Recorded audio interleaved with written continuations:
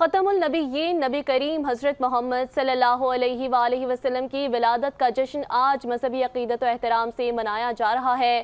شہر شہر گلی گلی چراغاں، مساجد بلند عمارتوں، بازاروں اور چوراہوں پر سبز پرچموں کی بہار۔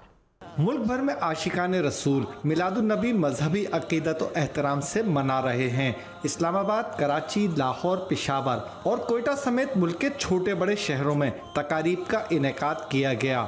جشن عید میلاد النبی کے موقع پر درود و سلام کی محفلیں سجا کر آقائے دو جہاں سے محبت کا اظہار کیا جا رہا ہے۔ آج عید میلاد النبی پر دن کا آغاز نماز فجر کے بعد وفاقی دارالحکومت میں 31 اور صوبائی دارالحکومتوں میں 21 توپوں کی سلامی سے کیا گیا۔ کراچی میں گلی گلی کریا کریا برقی کمکموں سے سجائے گئے۔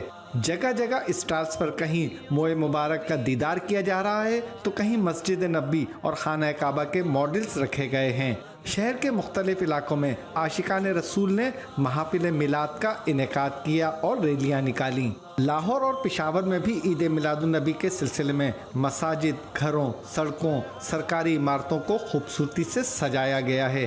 ملتان، فیصل آباد، گجرانوالہ میں بھی محافل کا اہتمام کیا گیا۔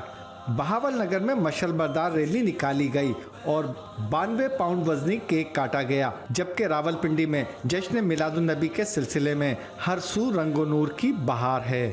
حیدرآباد سمیت سندھ کے مختلف شہروں میں بھی عاشقان رسول نے ریلیاں نکالیں اور محافل نعت کا اہتمام کیا۔